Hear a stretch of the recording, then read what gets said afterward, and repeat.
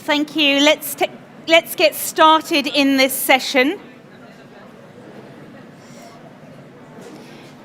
So we had a great opening panel, an opening session, and we heard some really powerful messages from the young cancer survivors. And now we're going to be picking up on some of those themes.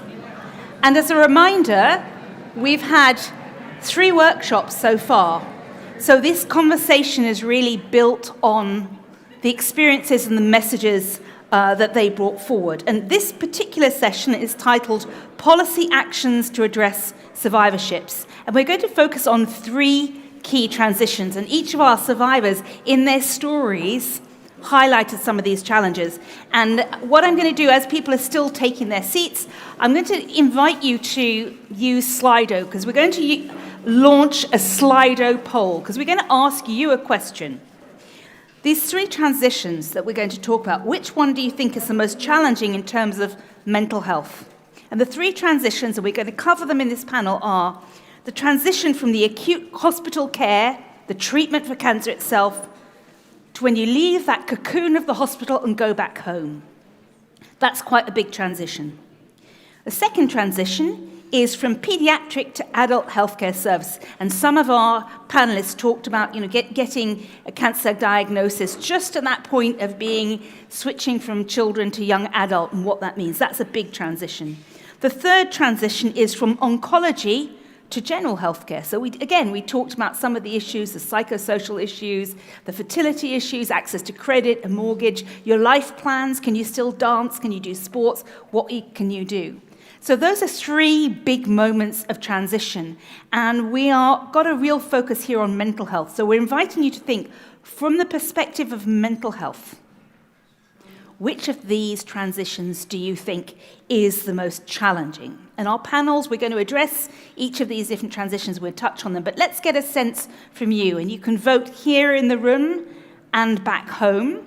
So I'm going to leave that up there for a moment. And so far, we've got about 30 responses in, and half of you are saying that the biggest challenge is leaving that space of oncology and going into the general population. And we heard how it can be difficult. You're still struggling, but it's not visible to other people. But the cancer itself has finished, but there's late effects, long-term impact. So perhaps that's why we've got the transition from oncology to general healthcare coming through as one of the biggest transitions for mental health that's most challenging. But we're leaving that poll open for a little bit to see, and it's still coming out as the most challenging in terms of mental health.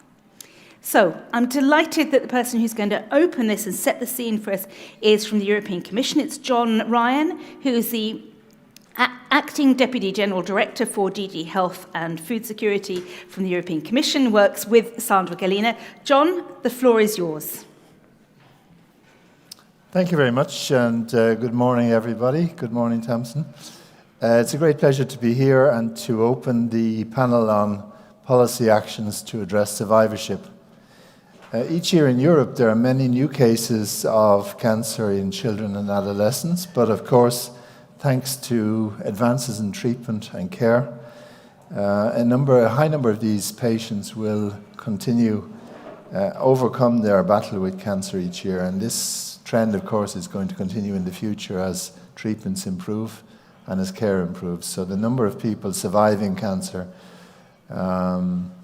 is going to increase. And this poses its own challenges, and that's why having a network like this is extremely important, in order to look from a policy point of view at how governments together can improve the perspectives for people who have survived a cancer, and particularly those who have survived a cancer affecting them in early age. The stories we've heard and the stories we will hear, I think, demonstrate the challenges are not only within the health systems, but also in people's educational perspectives, their employment perspectives, their perspectives as regards a point that was mentioned earlier on, the financial services, access to financial services. These are concrete examples of people's lived experience, which are very useful and very strong when we're talking to governments and policymakers. It's all very well to talk theoretically about a problem, but if you have concrete examples and you hear people's real-life stories, I think that's much stronger. And that's one of the added values of a network like this. The people in the room, but also all the people who are watching online can contribute very much in gathering evidence or gathering real-life stories on their lived experience. Now, as regards the European Union, when we were designing the Europe Beating Cancer Plan and the Cancer Mission for Horizon Europe, our research program, we really tried to put the issue of survivorship and the patient's lived experience in the middle of our concerns. And one of our key points was to make sure that people who survive their cancer then don't have 20, 30, 40 years of suffering with administrative barriers and financial barriers and difficulties in accessing the long-term care which they might need. So in the EU for Health program, which is our public health program, we're launching this year a study on the quality of life of cancer survivors in order to get a better vision of the initiatives that have been taken and that may be needed at the member state or regional level. We also have a project that's being funded in the Cancer Mission under the research program, looking at quality of life in oncology. How do we measure the quality of life of patients who have survived their cancer? And of course, once you try and understand the main things that are affecting quality of life, then at that stage you can try and develop policy initiatives. I wanted to speak to you in particular about two policy initiatives. We've heard several times this morning already about the issue of mental health. And the President of the Commission, Ursula von der Leyen, last year announced a major European initiative on the topic of mental health. And clearly we're working towards developing this policy initiative for June of this year. And I really think that having a Beating Cancer Plan is a benefit in this case, in the sense that we can draw on the networks that we've established in the Cancer Plan and in the Cancer Mission in order to identify issues around mental health and cancer which could be integrated into the plan. So this is one of the topics that we'll be looking at. I'd invite young cancer survivors to mobilize to give us ideas. We have a consultation which is open at the moment, a public consultation. We'd be very happy to open individual meetings with groups of you in order to explore where you think we should be proposing policy initiatives in relation to support for young cancer survivors. The targeted consultation is going on for another few weeks, but as I say, if you wish to have a discussion with us on this topic, we'd be very happy to facilitate that. We have also, of course, been investing in mental health initiatives around the member states in advance of that, and in particular projects which are focusing on cancer survivors. We're already reserving financial support for initiatives that might be developed, particularly with the NGO sector, to try and identify where European action could help. The second area of work which we want to look at is the area of the transition between youth cancer survivors and the long-term care which they might need. And one of the initiatives we're proposing is the launch of a smart care project which will develop a cancer survivor's card, or a smart card.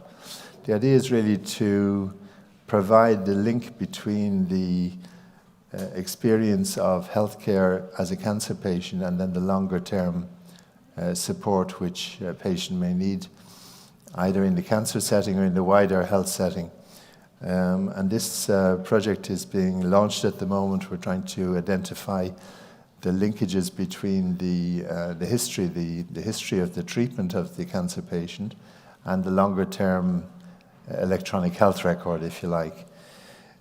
So using these two initiatives, we hope that we can open the door to a series of improvements in the treatment that young cancer survivors receive in their member states. The final point I'd make is in relation to mortgages, which was a point that was mentioned earlier. And this is the issue of how do people access financial services. I think it's really important in terms of cancer survivorship. And the European Union is looking at the moment at changing the legislation on consumer credit.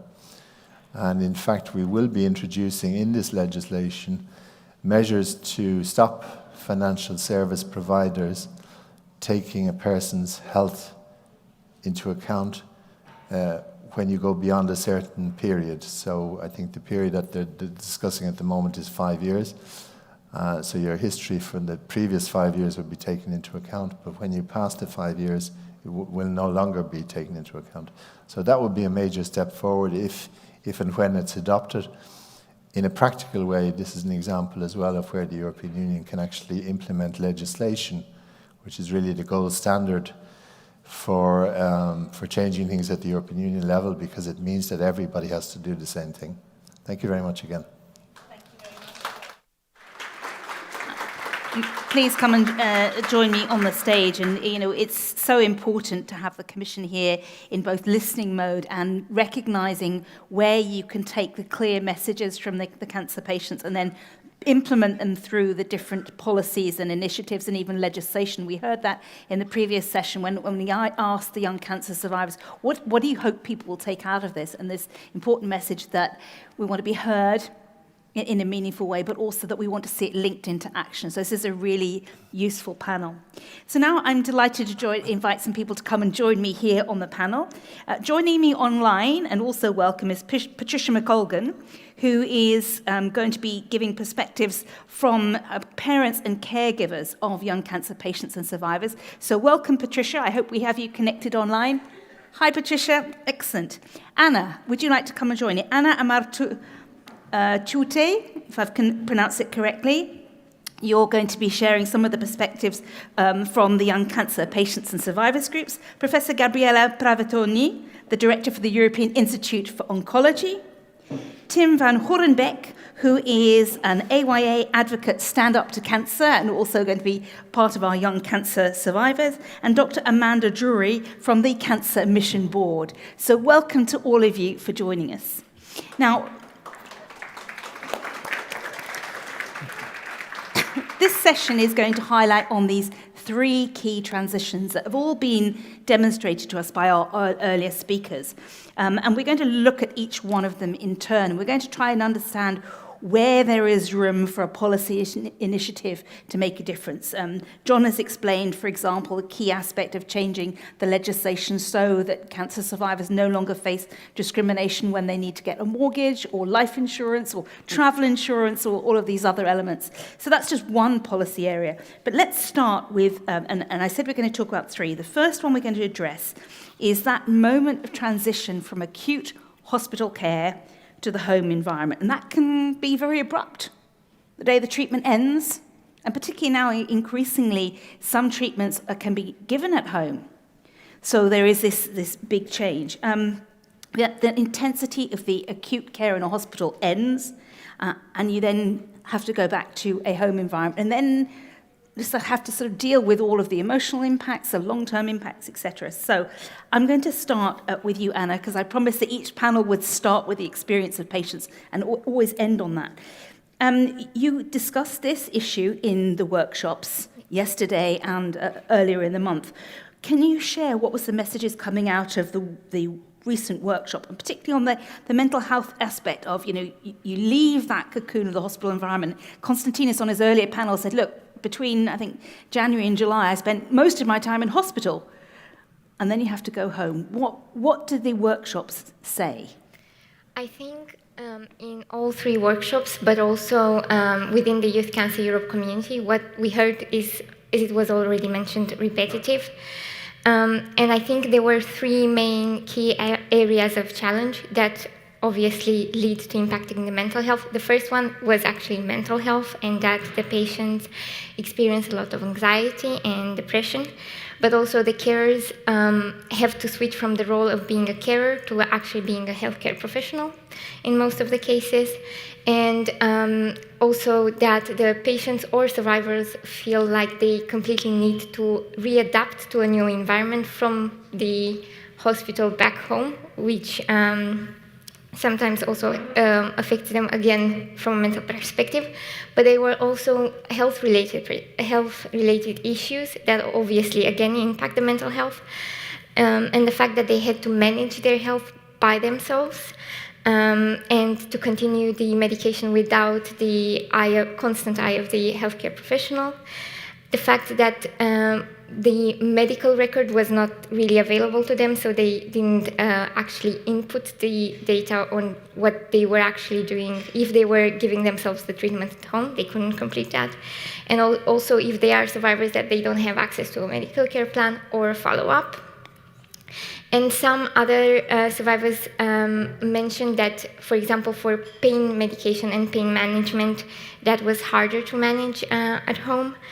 And obviously, another issue that yet again impacts mental health was related to the financial issues and having to cover sometimes the medical costs and the treatment, as well as the costs for the examinations if you are not in the hospital environment anymore. And then, obviously, if you're also looking into managing education and the job while you're being at home, sometimes it can be difficult. What was interesting to notice towards the end of the workshops was the possible solutions that were mentioned, and that related to peer support access, and it was one of the highlighted parts, but also the implementation, as it was already mentioned, about the digital health solutions that would allow patients to have access to their medical records, to input the data, and also to also see the data that is provided by healthcare professionals, but also through digital health to have access, for example, to mental health, and to be like an open door that they can access whenever they want, and to have information on late effects as well as follow-up. And I think it was also mentioned at the very, very end of our workshop yesterday, the funding of local and national organizations that actually support patients during their treatment at, as it was already mentioned, at national and local level. Excellent, thank you very much. And I'm sure the conversations in the workshops were very rich, and it's hard to do justice to that amazing conversation in just a few minutes, but thank you for highlighting some of the areas that we need to deal with. And I think this interesting situation that, you know, when you leave the hospital and you go home, everyone has to adapt. The patient has to adapt because they're no longer the center of attention and surrounded by a medical team. The family and caregivers suddenly have to take on a more medical role because they have to do follow-up treatment. There needs to be a treatment plan, but maybe it's not properly handed over or clear. There needs to be follow-up prescriptions, maybe challenges managing pain, and also, you know, that transition into life beyond, getting back into education in whatever way you can, or a job. So many different aspects here for us to pick up on and address. Professor Gabriella, maybe I can invite you to reflect on this. Obviously, at the moment of diagnosis and treatment, clinicians are focusing on the medical situation right in front of them, and they deal with what happens to the patient in the healthcare settings, but not necessarily beyond that. Their responsibility, if you like, ends when the door closes in their clinic. So how do you see their role in supporting this transition once you leave the acute setting to the home environment? First of all, thank you, because what I heard from patients here, and I have to say from the young adult patients, is really something that I never heard. And I work on the psychosocial, psycho-oncological aspects since more than 20 years. And I'm really impressed by the fact that every unmet needs of the patient was so clear and clearly described by the patients. Sincere and with the willing not just to survive. No, we use many words that are we try to be survival. No, we try to have really a good life that is completely different, and no one was so clear to say the amazing life, I think you said this morning. And this is important because from when the doors are closed in the hospital and we go back home, is really the moment in which we need to start working hard on our psychological aspects. It's true that we can think to medications, treatments, follow-up, and everything, and it's clear that when the door closed, we felt completely alone, lost even because even the physicians don't have the PDTA to follow up you, a part of the moments in which we have to go to the hospital. So when we feel so alone, we really understand that there are physical needs, but there's no an amazing life if we don't work on our psychological aspects, on the development of something that is who I am, what I can do in my life, a part of this cancer, a part of this, because there are so many consequences, but if we work with our physician, the answers are always physical. And I think it's the time of working really hard, and I'm very happy that many European commissioners are here, because it's really the time to work on the psychological aspects and unmet needs of our patients, overall for the young adult patients, because it's not just the adolescence, is not just the development of the life in going back to work. This morning, Carolina said the fertility with these unmet needs, completely unmet needs, but it's just one of the unmet needs of our patients. And I think since that moment, we really need to work hard in building the psychological support and answer to the patients in all Europe. That don't mean that sometimes a nurse that is good do just tap tap. Don't worry, go back home. Don't worry, everything will be fine. Or a good physician, oncologist that tell us, okay, don't worry, we see in 1 year at the follow-up. No, we are worried. We are worried because we need, during that time, going back home, working hard on ourselves. Thank you. I just want to prepare our audience, both here and online. In a moment, I'm going to open the floor and ask you for your questions. And remember, we're focusing in on the first of the 3 transitions, and this is the transition that goes from the acute hospital environment to the home environment. So I'm going to give you a moment to prepare your questions. Patricia, I'd like to bring you in because I could see you nodding at different points in the conversation, and the huge responsibility that goes on families and caregivers at that moment when you leave the acute hospital care, when the doctor says, oh, good news, don't come back to see me for a year, but the worry doesn't end.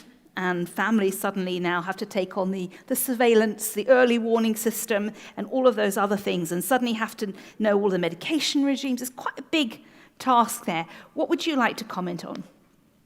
Thank you for this opportunity. It's great to have all of this lived experience central to this discussion.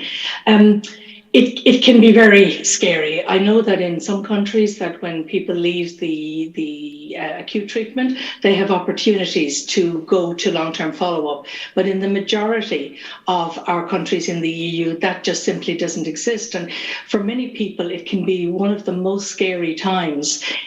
it feels like, and this expression was used, it feels like you're falling off a cliff. After the care and the active care that the families and the patients have received, to be left to your own devices is quite scary, because it can be a time when a lot of questions come, a lot of questions that may not have occurred to you during the acute time. And it can be that there is nowhere to go. There's no point of contact. There's no pathway. And at this time, in our experience, and I think in the experience that articulated at the workshops, was that peer support, both peer support from young adults to young adults and from parents and families to each other, can be invaluable, particularly from people who've already been further down the road. And I think also, just to make a point for a moment, I think that even though we're looking at transitions now, I think this is an opportunity to look at the whole issue of the cancer journey in a more holistic way, because we're learning, and the young people and their families now are articulating the problems and the unmet needs. And I think that we should learn from these and try and implement strategies to address these things way earlier. Way earlier, because to me, good survivorship, I think, starts at diagnosis. So when they go into the general population, it's our experience that a lot of young people find themselves invisible, unseen, unknown, actually having to educate healthcare professionals on their needs. And it was mentioned in our workshops that that is really scary, to be a survivor and to go to a healthcare professional. And it's quite clear that they are not aware of the late effects or of the issues that you're articulating.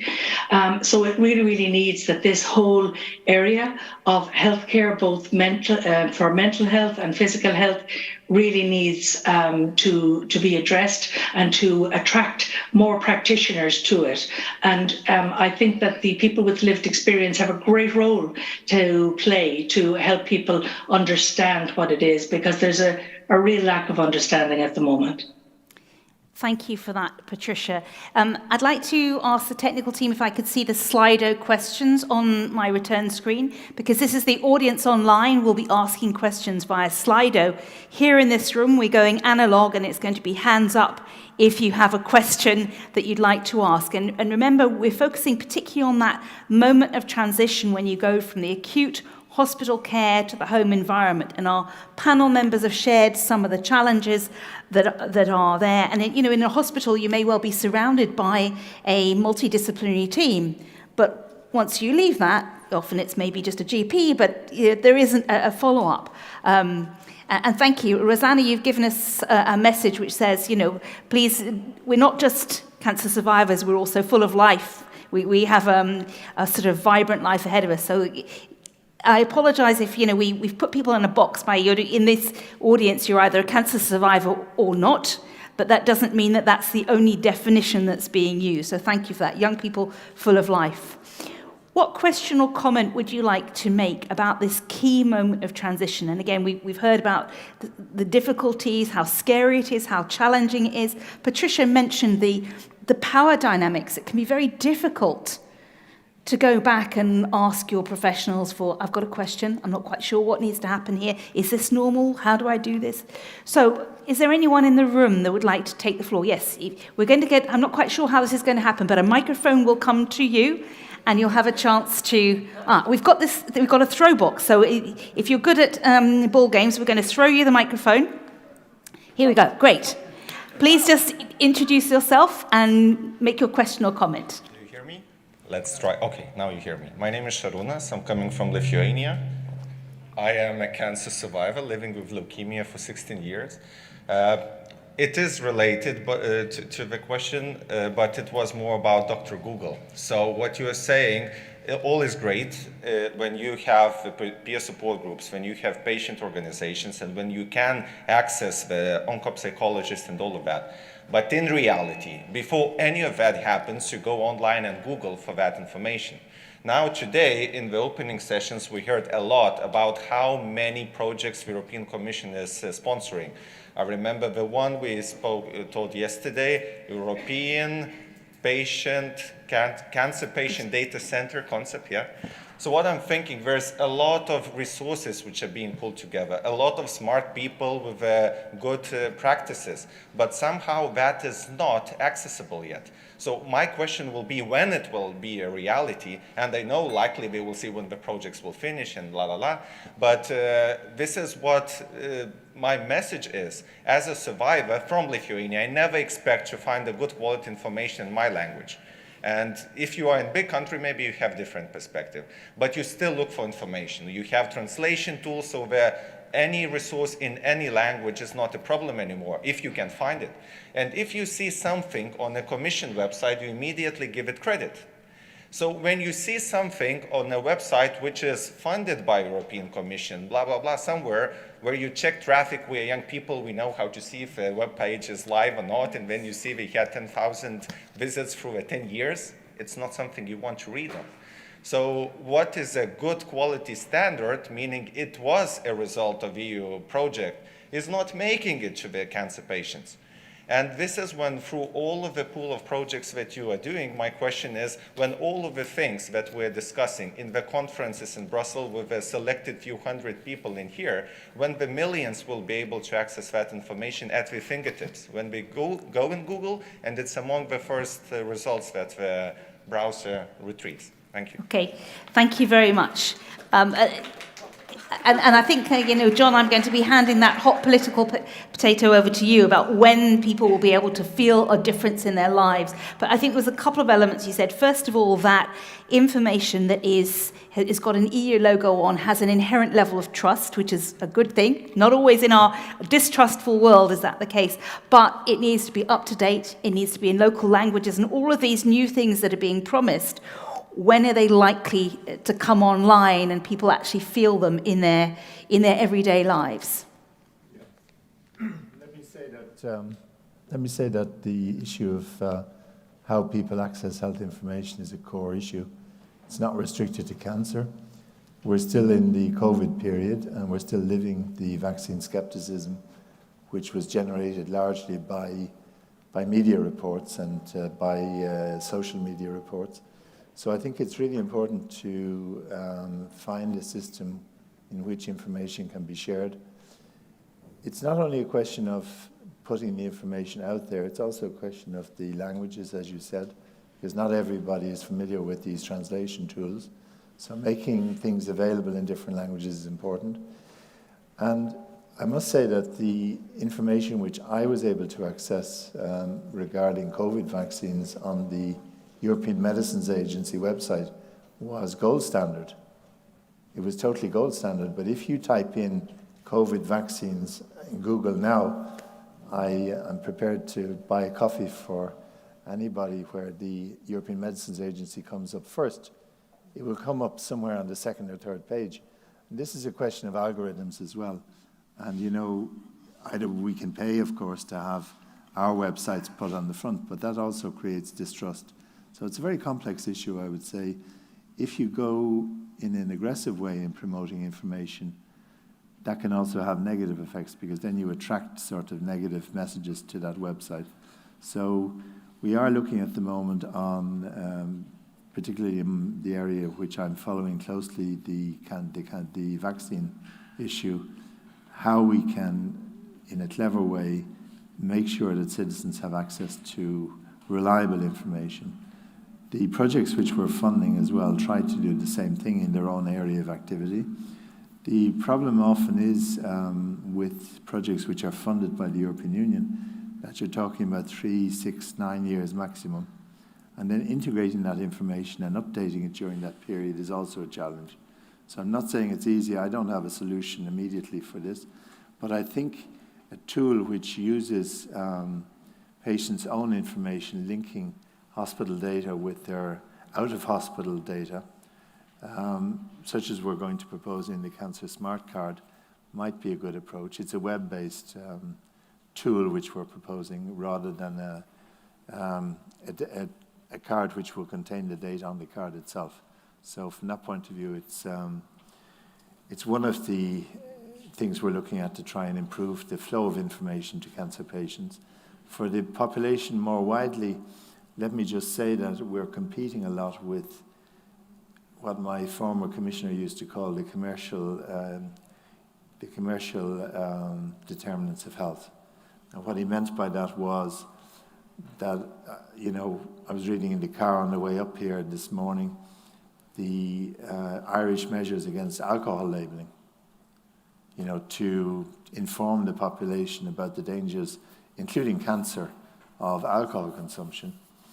Now, the problem is that you have an entire industry, a very major economic sector, which has no interest at all in passing that message to the public. So when government then tries to pass information, you have all sorts of commercial operators who are trying to pass an opposite message. That's particularly the case, not so much for cancer patients, but more, I would say, on the prevention side. If you're trying to pass a prevention message about nutrition, alcohol, smoking, it's quite obvious that you're passing a health message, but there are people who are not so very interested from a business point of view in you getting your message across. So a very, very complex issue you've raised. We do consider very actively how information is communicated, but we're working in a global environment where Google and these other search tools are international tools. They have their own algorithms, their own business interests as well, which means that the validated information you're talking about is not always the first or the second or the third one on the list. Thank you.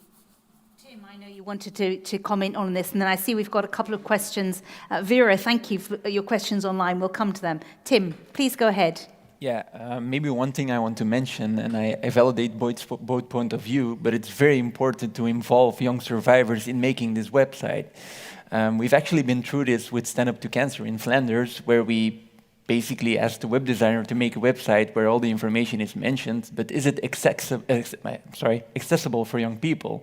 Because if there's like a web page full of text, I'm not going to read that. It's boring. I want short information, bullet points, maybe things I can click through, but making it accessible, make it workable. That's one thing I wanted to add. Thank you. We've got some questions submitted by Vera, and I think, Gabriella, maybe I could invite you to reflect on this, because, the question that we had from Vera was saying, what's the difference between countries in dealing with that, post-acute care, treatment. And I know that we're going to talk about inequalities in a later panel, so I know that will come up. But you have a view across Europe. Can you give us a sense of the extent to which clinicians care about the post-hospital care, are taking care of it, planning it, the extent to which we've got this vision by the clinicians that their job doesn't end when the door closes, it actually carries on. Is that more developed in some countries than others? Yes, of course. What we see in Europe is that there are so many differences between the countries. There are countries in which a part of the clinician that they do what they can do in the hospital, and then the follow-up are structured more or less in the same way in all Europe, apart of some differences in the accessibility to the treatment, everything, but I think this is more related to inequalities, no? But if we focus, I mean, I can focus on my expertise, that is on the psychological support. I have to say that there are countries in which, culturally speaking, having a psychosocial support is something that it's fine for the people. And most of the countries in Germany, Sweden, in the north of Europe, they develop in every steps, not from the diagnosis, of course, but as we said, when we are in an hospital, there is the multidisciplinary team. So if you don't have the psycho-oncologist, but probably you have other figures that are part of the team that can give you some answers. The point is when you go back home and you have for a long time anxiety and stress, you don't have answers, you don't know how grow up with all your questions. And it's true that even the social, all the answers that we can have by the socials, in fact, are not really good questions, not because of the content, but because of the communication that is done for adult and elderly and not for young people. So the idea of involving young survivors is fantastic, I think. But these inequalities in terms of psychological support for many countries, I mean in Romania, in Greece, in Spain, in Italy, even because in Italy there's no real a culture of the psychological support, because it's viewed even today like a stigma. I'm a patient and I'm out of my mind, you know? So there's something that is related to how I can be perceived if I go to see a psychologist. So it's something that is culturally depressed in some area, but it's the answer we need to give to all our patients.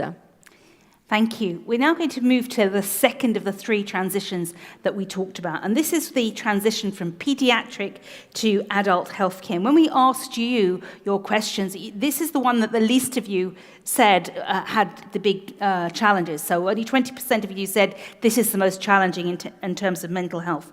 But pediatric healthcare environments are different by design. They're smaller, they're more colourful, they're less formal, they're friendlier, they feature games and toys and non-medical spaces. And the cut-off point from that sort of warm, friendly, adapted environment to the ordinary hospital environment can be both quite arbitrary in terms of at what point it happens and quite overwhelming to suddenly be thrown out into the long hospital corridor. So Tim, can you give us some insight? I know this was addressed in the workshops. What was the messages that were coming in from the workshop? And also you have experience from your Aya Care initiative that you can also share. Yeah, exactly. I think we're talking about transition, but from what I heard in the workshop, transition is not the right word. For me, transition means being guided through the process from being transitioned from pediatric care to adult care. Transfer is something completely else. One day they just say, okay, you're not a child anymore, go to adult care. I don't think that's the way it should work. You should really be guided through the process, introduced to the right people. You also talked about the Aya Care project. So for those of you who do not know, the Aya Care project in Ghent is a project developed by the Aya movement, which is basically a partnership between Aya's healthcare professionals and people from Stand Up to Cancer.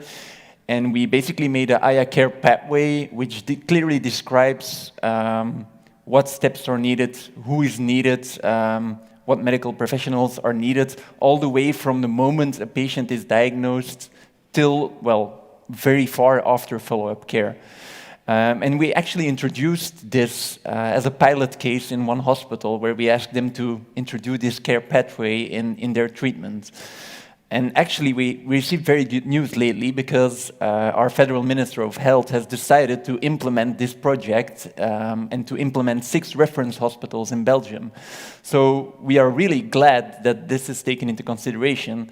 And one thing that can help from the transition to pediatric to adult care, which is also present in the Aya Care pathway, is a key figure, which is basically a figure you can ask a person you can ask all your questions to. And if that person can also guide the transition from pediatric care to adult health care, and you also have one single point of contact, I think that can help, even with mental health issues. Thank you, Tim. Amanda, let me bring you in at this point, because you were nodding very strongly when Tim said, well, actually, transition is the wrong word, because transition implies a carefully planned process. And we heard I think it was Patricia, maybe you said in the earlier conversation, it's like falling off a cliff. It often isn't a nicely planned transition, so maybe that word needs to be rethought. Can you give me some insight? You sit on the Cancer Mission Board.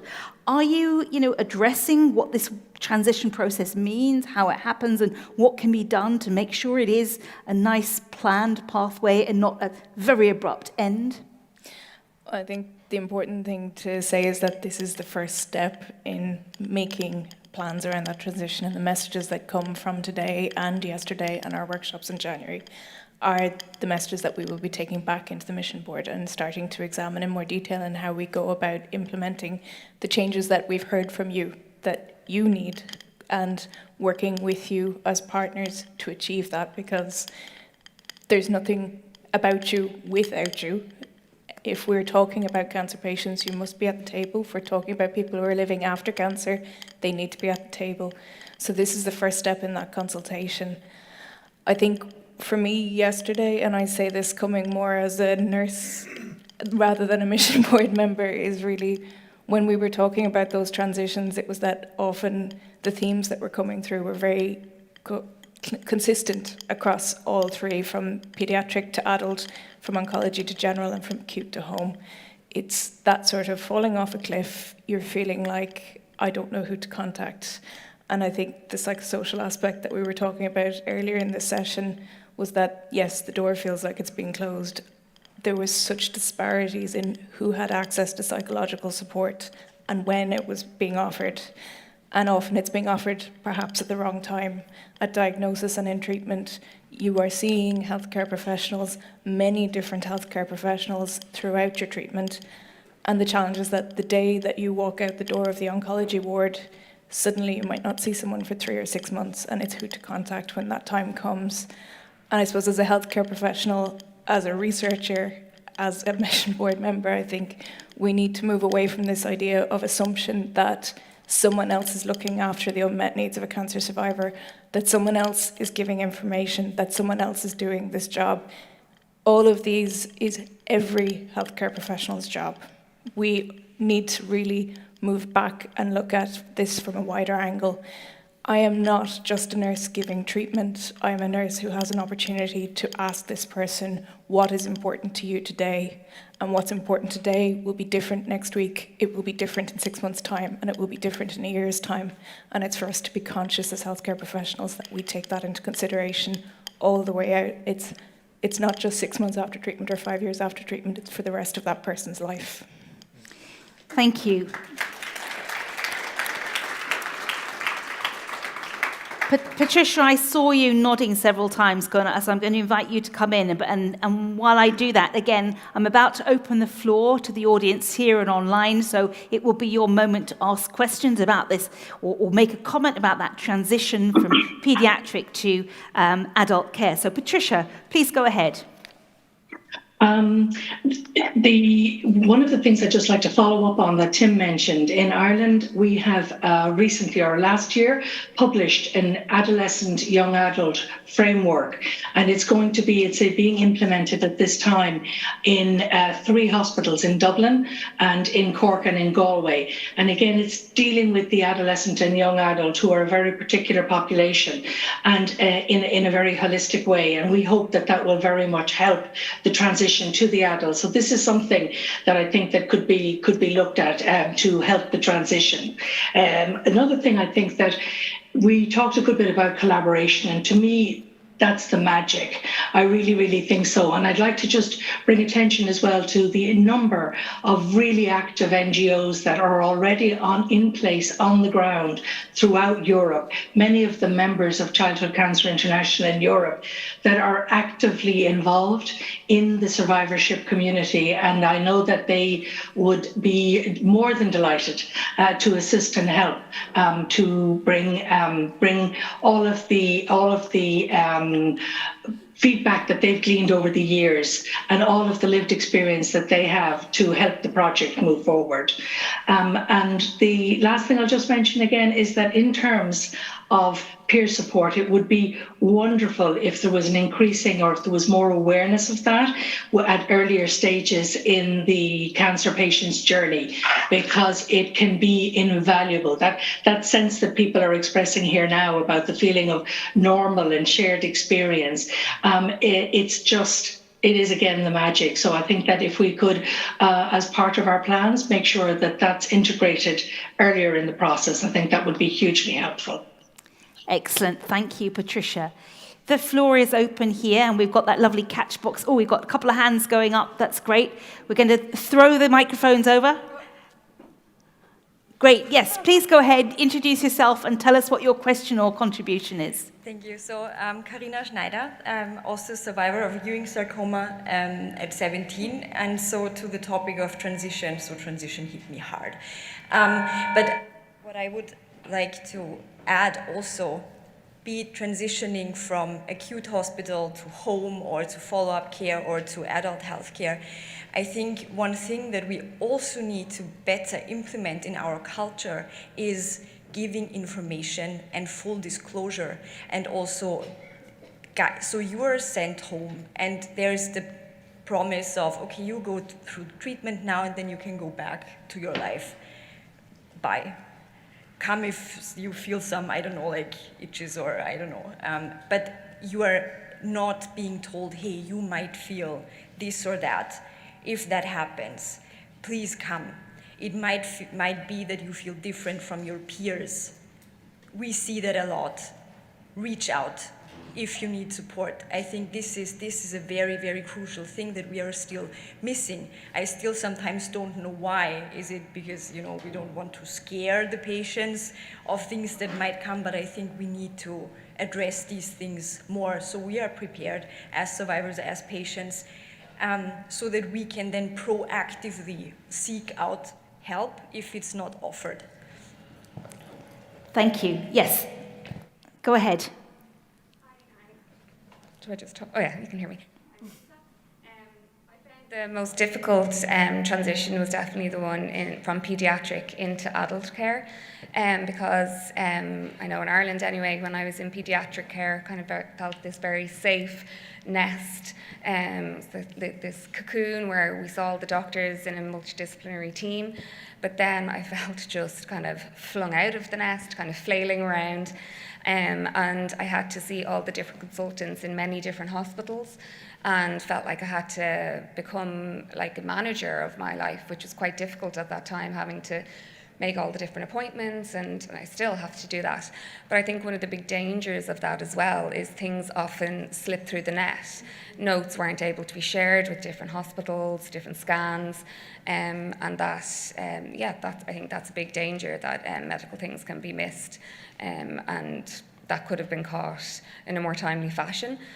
So if things are are seen in a more multidisciplinary team, doctors, nurses, and that are able to share things, notes, and everything, I think that's going to be a lot easier as well.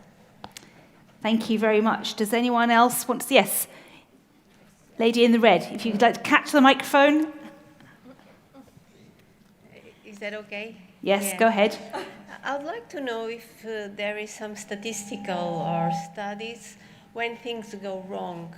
I'm a caregiver of my son, and I think all of us have a lot of questions. Is this the right treatment? Am I on the right place? Am I being followed by the right physician? Is there any information when we take the wrong decision, when we take the wrong protocol, when we are in the wrong place, when things go bad? Okay, thank you. So, I think this is an interesting challenge to explore, and thank you for bringing the perspective of a parent caregiver, obviously of a child, and trying to understand, obviously you want the best, but are you in the right place? Is this the right consultant? Is this the right treatment? There's also an area, and Patricia, I may ask you to respond on that one. And we did have one more intervention from the floor, of two interventions. We had, I think you wanted it. Do you have your hand up? And then I'll come to you. Yes, go ahead. The microphone is being thrown to you now. Didn't learn to save bar. One thing I wanted to emphasize is that not for everyone it's the case that it's only after treatment that they transition from pediatric care to adult care. Sometimes it's also that they have a break between treatments, they have like a stable disease, but then the tumor might regrow and they might face the challenges of going through treatment in a different environment with different doctors who don't know the child or the young adult as well as the pediatric team did. And this can be extremely scary because the disease is still there, it is still life-threatening, but you might feel like, you said, thrown out of your nest and might feel like there's no one left who will catch you if you fall out. Thank you for that. I'd like to take the microphone. I think that's a very useful point. We mentioned that it's quite arbitrary, the cutoff when pediatric care and adult care finishes. And you mentioned that sometimes, and we heard it from some of our other survivors, that you might have multiple rounds of treatment or the cancer may come back and you then need to do it. But then your team is different. So that will be interesting for us to pick up on. Please, your intervention. I just want to say something. We here are in the bubble above the peak of the iceberg. The big problem we have that we are already in a community which is quite well informed. And we really have, as you mentioned before, we have to get the people information which is easy accessible and also easy understandable. So communication is totally underestimated in that case.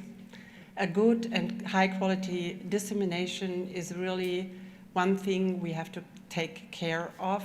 And if there are good projects around in the European Union, we should really use them, scale them in other countries, and not wait for the respective 28 member states that they put cancer and also perhaps other non-communicable diseases on top level. We have that problem and now we have to start to solve the problem in a proper way. Thank you. Thank you very much. I'm going to finish this round of questions and then we'll come back. But Patricia, let me invite you to respond to the message that we heard from a parent saying, how do I know? You know, my child's getting treatment, how do I know that I've made the right choice, I'm with the right consultant, that this is the right way? That must be a huge pressure on parents and caregivers. Would you like to just share some perspective on that? It's terrifying. You've just been told your child has cancer. You know nothing about it. We will go to Dr. Google immediately.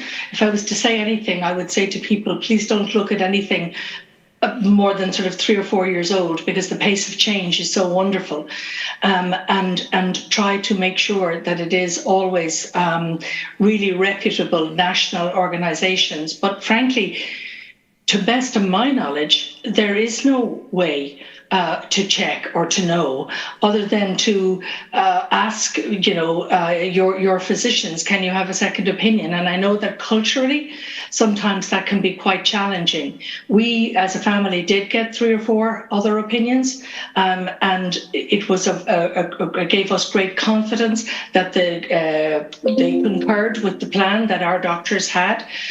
We know also that our doctors attend international conferences all of the time, and that they are part of the international community. But to be quite honest, at this moment in time, there is no way a family knows. If they want, I think it can be very helpful to reach out to other families and other organizations. And then this is again where the peer support comes. But it is something that I'd be very interested to know if such a service exists in any of the European countries, where you can check, who the specialists are on this. Clearly, the National Cancer Registries have statistics of occurrence and bereavement, but they don't actually tell you, have up-to-date information about best practice. Thank you. Gabriella, can I invite you to sort of comment on some of these things, particularly this area of, to what extent is the good practice getting out there? You mentioned, that we are already a very privileged small set of people who are connected, who have access to the best peer support and everything else, but we've got to speed up the transfer of this good practice and the information way beyond that. So how do we make that happen, and to what extent is the EU mechanisms that we've heard about, whether it's the smart card, it's the digital cancer patients registry, how much of a step change will they be to meet this need that we've heard expressed so clearly for faster progress, more and better? I have to say that we are all convinced that we are in a privilege bubble, you said, and it's true. But that is true, that is always so. I mean, for all the diseases, for all in the different periods of life, I mean, sometimes there are parents who go to listen to things like how to avoid alcoholism, how to avoid drugs, how to avoid for their children, and they are the parents that don't have the need. And the one who have that needs are not listening. But, I mean, we are privileged, but we have a mission. We are privileged and we need to ask him to ourselves, what can I do to give information, to the right information to others? In my small world, I mean, everyone can do something. And I'm quite convinced that we can reach so many people. Waiting, of course, and fighting for a more structured and accessible information, support, and everything.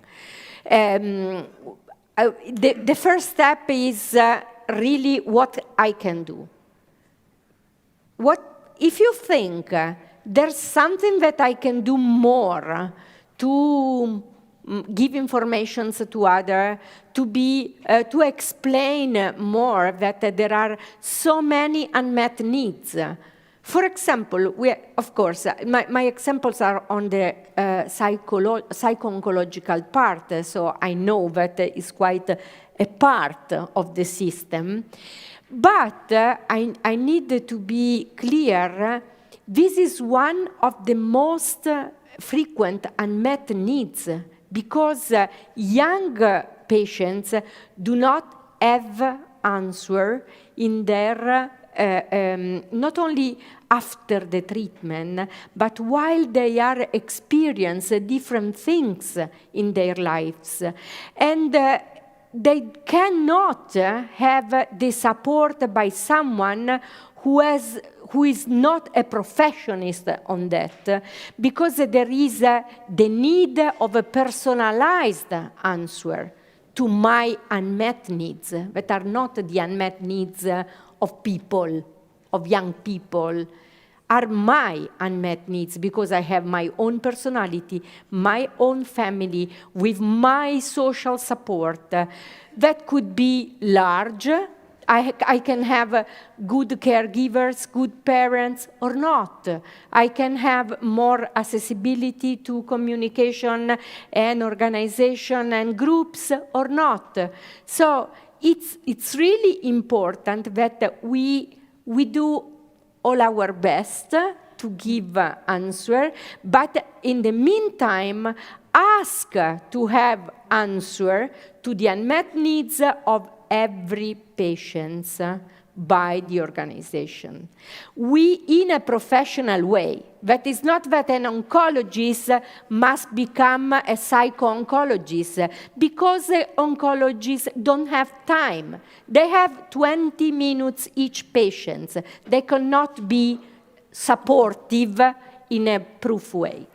Thank you. I'm aware that time is running away with us, and I still have one final transition for us to explore, and it's actually the one that you voted as being the most challenging from a mental health perspective, and that's the transition from oncology to follow-up care. So, of course, when you're being treated for cancer, that's the key agenda item. That's the business agenda item for discussion with your healthcare professionals. But what happens after that? What happens when that is over? How do cancer survivors fit into the broader healthcare pathways? And we heard earlier today, I think it was Sandra who said there's 500,000 childhood cancer survivors in our population. By 2030, there'll be an additional 75,000, I think, or another 275,000. So there's more and more people like you who now join the general population, where the screening guidelines and others may not address them, and others. This is the transition that you voted as one the most challenging to deal with.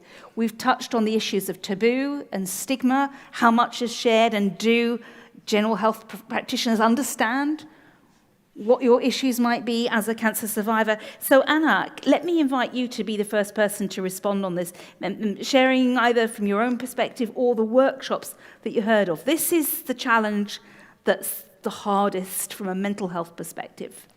I think something from my perspective, but also from the workshop perspective, is that most of the survivors do not receive follow-up care. Until I left my home country, Romania, I did not know what follow-up care is or what it involves, that I may or may not experience late effects and what these late effects would be. And this was also noted during all the workshops. And one of the themes that came a lot during the workshops was fertility impairment, and also lots of side effects that we don't even know that they're caused by our treatment. Thank you. Tim, can I ask you also to comment on this? Aaron mentioned that this morning that, he still occasionally deals, many years later, brain fog. There may be some other physical and emotional, psychological impacts to deal with, but they're not visible, or they're not externally visible maybe. And here you are now you're from a small group to the broad population. Can you give us some perspective of that transition to general healthcare population? So I was quite amazed that in some countries the follow-up does not really exist, because my follow-up experience is actually really good, and that's something I want to share with you. So the surgeon that told me my diagnosis in 2015 is still seeing me every 3 months during follow-up care. So this personal experience, she really takes the time to ask me, okay, Tim, how are you doing? How are things at work? How are things in your social life? And then, and only after she asks those questions, she's getting to the physical, because I have 2 prostheses, she's getting to the physical part. She's checking my knees, she's checking my back. So really talking to the, and we talked about this before, really talking to the person who is behind the patient, not seeing them as a patient, is so important. And I think you build a kind of bond of trust with your healthcare professionals. And for me, she has really guided me through the whole process, because I relapsed 3 times, and she always said, okay, here we go again. Kind of a negative message, but okay, we're gonna take care of it. And she really took the time to comfort me, and that made me feel really special. And I think we should convey that message to other healthcare professionals. Take the time to talk to the person who is sitting in front of you. Thank you. Amanda, I could see you nodding quite a lot at what Tim was saying. How would you like to share this view, which is, once you stop seeing the oncologist, that's in theory good news, because you're not in the acute care, but then you're then back into sort of general care, in which case, you may still have special needs, but they're invisible amongst the broad population. Tim's had this fabulous experience. He's still seeing his surgeon, who is acting as his primary point of care, but I would imagine that's quite unusual. So, Amanda, what's good practice? I suppose there's a couple of different aspects on this, and it's when you're looking at this holistically. But I suppose earlier you mentioned about having one point of contact, which you've really had a positive experience about, but in reality that's quite challenging, because many people are going for follow-up. It's not just about their cancer anymore, it's the comorbidities that arise because of the treatments that they've had or the types of surgery that they've had. And I think yesterday, to kind of hear the stories coming from our panel, people were suddenly becoming their own healthcare managers, and Aoife said this a few minutes ago, but it's the responsibility that's placed on you to become not just literate in health, but an expert in your health.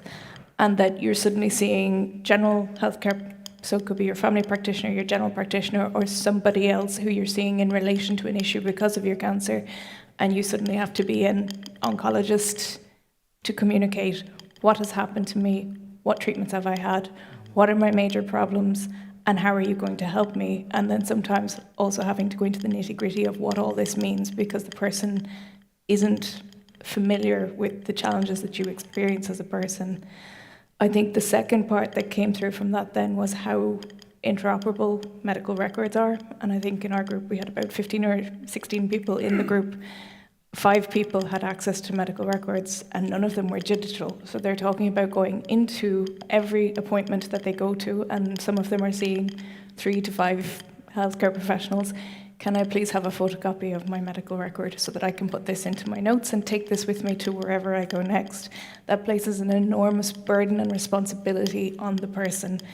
So as we start to look at the European Cancer Patient Digital Centre, as we start to look at the smart card, we really need to look at the diversity of healthcare systems, the inequities that happen in healthcare systems, the fact that so many healthcare systems don't have a basic electronic medical record, and how do we implement these wonderful solutions when we don't have the infrastructure to start with. And some of that's going to take an awful lot of money and a lot of investment from a human resource perspective, and commitment and overcoming culture that's entrenched in, well, I don't want to deal with a computer, because this is also a reality, is that our workforce, I suppose we're talking about the cancer workforce, I come from a nursing perspective, our workforce is aging, and we are not investing in training and supporting our professionals as they progress in their career and their lives to become more competent and confident with those technologies that we're going to start to introduce.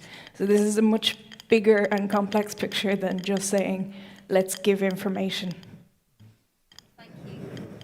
John, maybe I can bring you in on this, because I mean, our panel has in many ways created a long task list of things that need to be done, need coordination, need investment, need planning, need culture change. And I know you've worked on healthcare for a long time, so it's probably not new to you that there's a lot of things to be done that requires investment, that will take training, culture change, etc.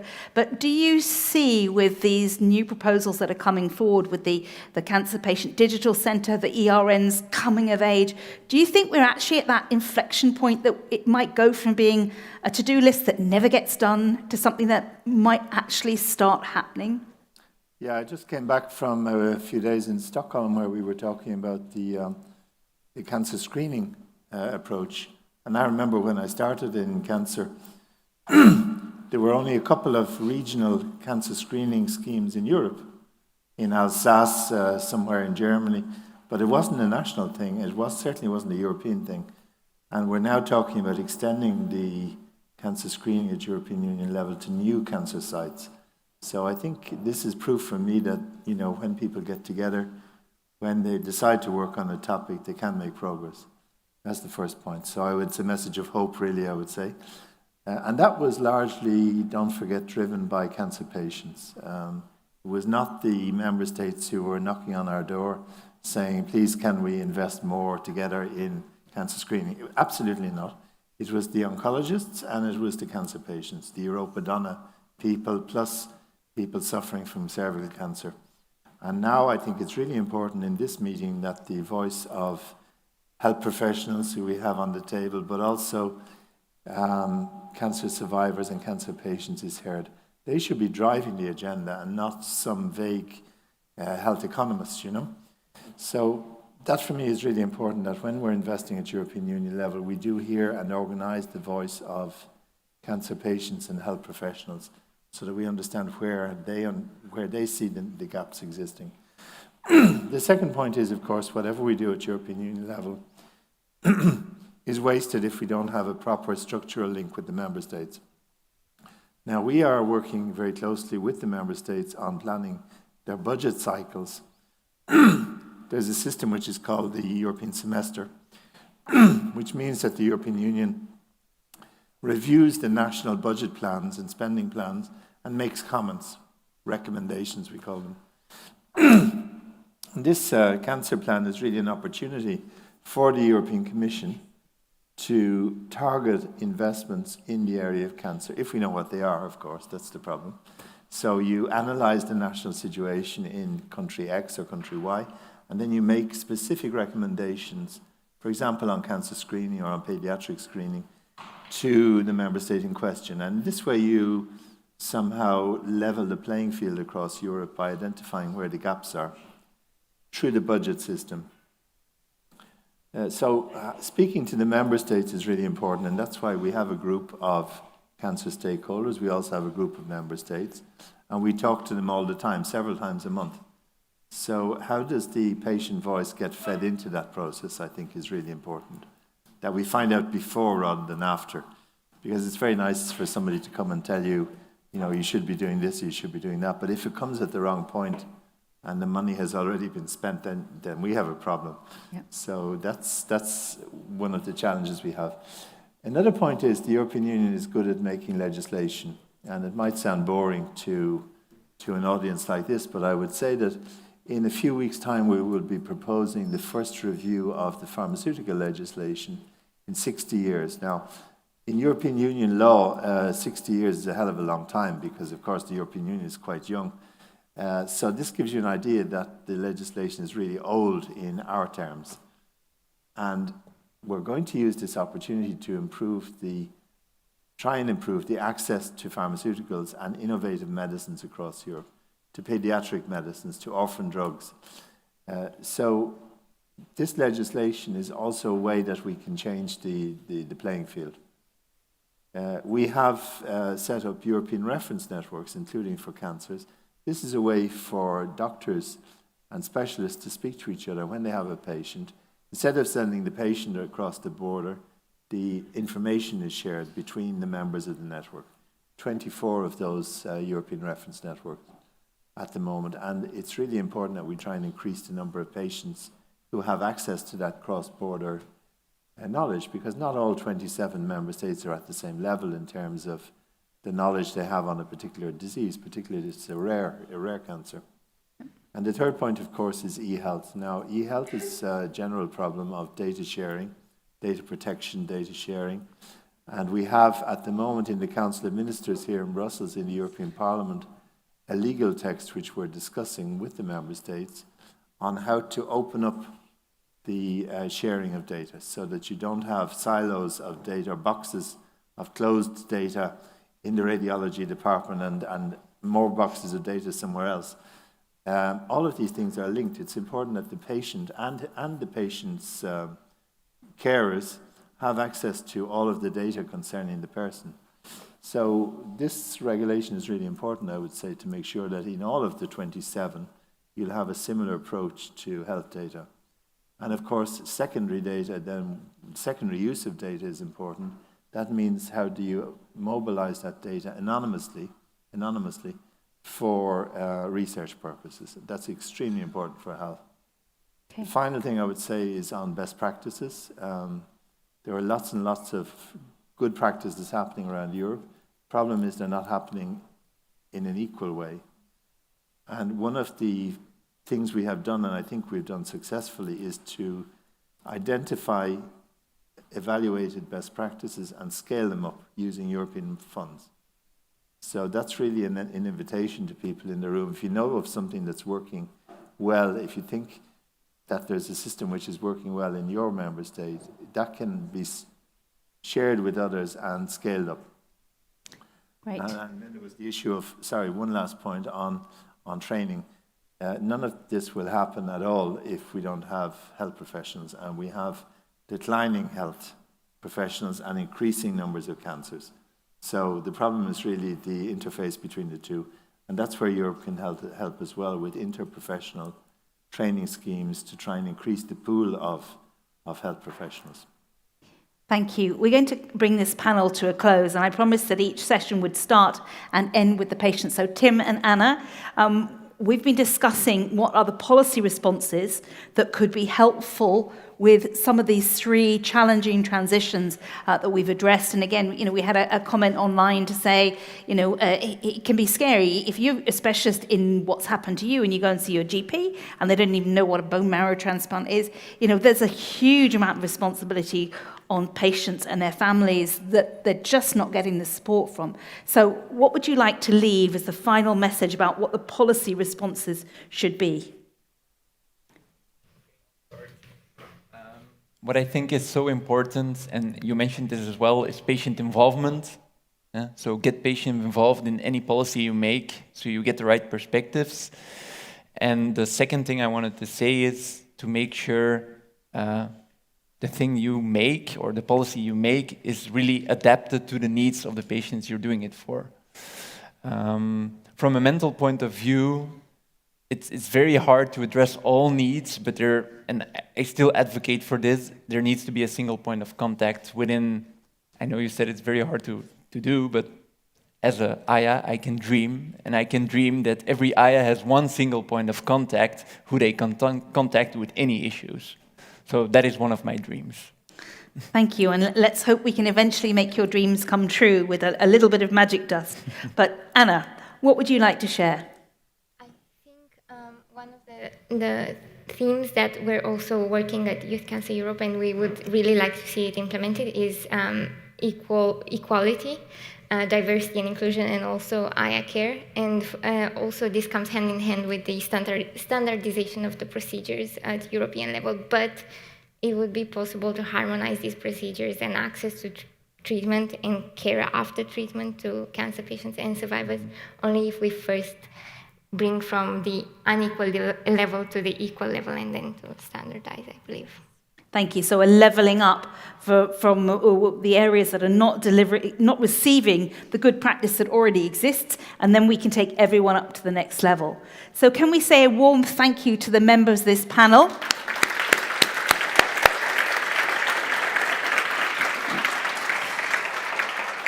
Thank you all, and also Patricia for joining us online. We're going to, for those of you who are our physical audience, we're going to reward you with some food at the back of the room. Those of you who are online, I'm afraid you're responsible for your own food, but we will start again at 1:15. Thank you, and see you soon.